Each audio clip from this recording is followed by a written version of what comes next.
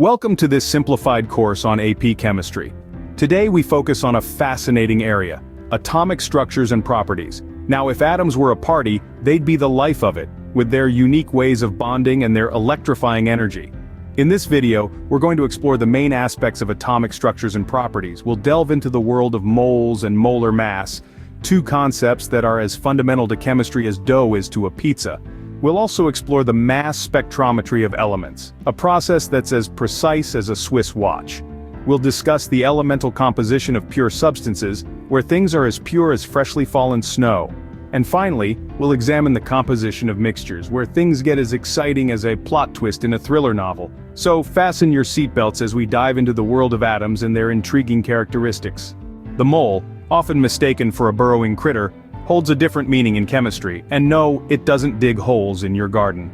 In the realm of chemistry, a mole isn't a furry creature, but a unit. It's like a dozen, but instead of 12, it's approximately 6.022 times 10 to the 23rd power. That's a whole lot of particles. This number is known as Avogadro's number, named after the Italian scientist Amedeo Avogadro. Imagine you have a mole of marbles. If you tried to count them one by one, it would take you around 100 billion years. That's longer than the universe has been around. And just like a dozen eggs weigh differently than a dozen elephants, a mole of hydrogen atoms weighs less than a mole of uranium atoms. This leads us to the concept of molar mass. The molar mass of an element is the mass of one mole of that element. It's usually expressed in grams per mole and is calculated by adding up the atomic masses of all the atoms in a molecule. For example, the molar mass of water, H2O, is approximately 18 grams per mole. That's because we have two hydrogens, each weighing roughly 1 gram per mole, and one oxygen, weighing about 16 grams per mole. So, if you need to know how many moles are in a certain mass of a substance or vice versa, you can use the molar mass as a conversion factor.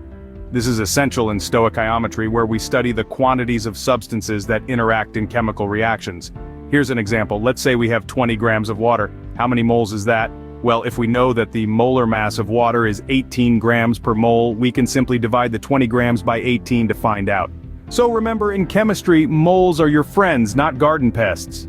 Mass spectrometry, despite sounding like a fancy term from a sci-fi movie, is a simple and essential concept. It's like a detective's tool in the world of chemistry, helping us identify the elements present in a substance. So how does it work? Imagine you're a detective and you've got a lineup of suspects. But instead of people, you're dealing with atoms. And instead of faces, you're looking at masses. Each type of atom, or element, has a unique mass. Mass spectrometry measures these atomic masses, helping us identify the elements present. Now let's add a twist. What if I told you that not all atoms of the same element weigh the same? Shocking, I know. This is where isotopes come into play. Isotopes are atoms of the same element with different numbers of neutrons, causing them to have different masses. For instance, carbon usually has 6 neutrons, but its isotope, carbon-14, has 8. Mass spectrometry not only identifies the elements in a substance, but also tells us about the isotopes present. And trust me, this isotope information is not just for the trivia nights. It has real-world applications, like in radiocarbon dating, where the presence of carbon-14 helps determine the age of ancient artifacts. And how does mass spectrometry do all this? It's like a high-tech version of throwing a ball and seeing how far it goes. In a mass spectrometer, atoms are ionized or charged and then accelerated. The heavier isotopes don't travel as far as the lighter ones. By measuring how far the atoms go, the mass spectrometer can identify the elements and their isotopes. Let's wrap this up with a fun fact. Did you know that mass spectrometry was crucial in discovering isotopes? Frederick Soddy, the scientist who first proposed the concept of isotopes, used early mass spectrometry results to support his theory. So, mass spectrometry is not just a detective's tool, but also a pioneering tool in the realm of chemistry. So, mass spectrometry is our secret weapon for element identification, not an alien communication device. Scene script. Pure substances are like the gold standard in chemistry. Let's see what makes them so special. Pure substances, in a nutshell, are those that are made up of only one type of atom or molecule. They're like the Hollywood A-listers of the chemical world, always consistent and reliably themselves, no matter the setting. Now, how do we describe these pure substances? That's where empirical, molecular, and structural formulas come in. First off, the empirical formula. This is the simplest, most stripped-down version of a substance's formula. It tells us the ratio of the elements present, but not the actual number of atoms.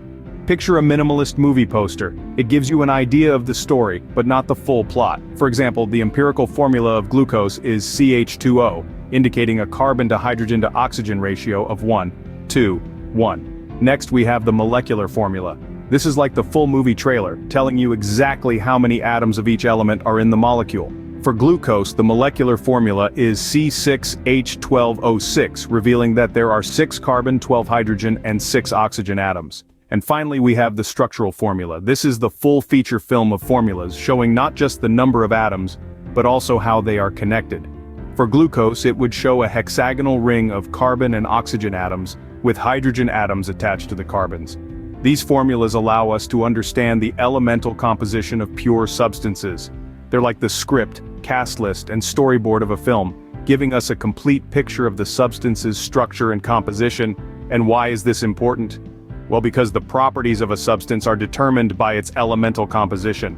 Just as a film's success depends on its script and cast, a substance's behavior in a chemical reaction is determined by its elemental composition. So, whether it's a blockbuster molecule like glucose or a lesser-known indie compound, understanding its elemental composition is key. In the grand theater of chemistry, these formulas are our way of understanding the characters and plot. Pure substances with their unique elemental compositions truly are the celebrities of the chemical world. Mixtures, the melting pots of chemistry, have their own unique compositions. Let's stir up some knowledge. Imagine you're a master chef and every ingredient you add to your pot forms a mixture. In the realm of chemistry, it's not too different. A mixture is composed of 2 or more substances that are physically combined. These substances can be elements or compounds, and they retain their properties within the mixture. The ratio of these substances can vary, giving us an endless array of mixtures, like a never-ending menu in a fancy restaurant. Now let's talk about calculating the mass of a substance in a mixture. It's like determining how much tomato you have in your soup, except we use a balance scale instead of a soup ladle. The mass percentage of a substance in a mixture can be calculated by dividing the mass of the substance by the total mass of the mixture, then multiplying by 100 to get a percentage. Let's say we have a mixture of salt and water. If we have 10 grams of salt and 90 grams of water, the total mass of the mixture is 100 grams. The mass percentage of salt can be calculated as 10 divided by 100 times 100, which gives us 10%. The water, being the remaining part of the mixture, makes up the other 90%. This calculation becomes especially important when dealing with solutions in chemistry. It helps us understand the concentration of a substance in a mixture, which can influence everything from the taste of your coffee to the effectiveness of a medicine. Remember, even though mixtures can be separated into their original components through physical methods, their composition is not fixed. It's a bit like experimenting in the kitchen. Sometimes you add a pinch of this, a dash of that, and voila. You have a unique composition, a mixture that's just right. And there we have it, mixtures, the culinary chefs of chemistry, creating unique compositions. As we pull back from the microscopic world of atoms, let's recap what we've learned today.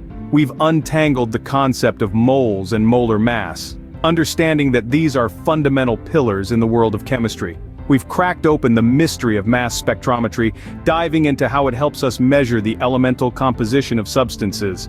We've also delved into the elemental composition of pure substances, exploring how each pure substance has a unique type and number of atoms.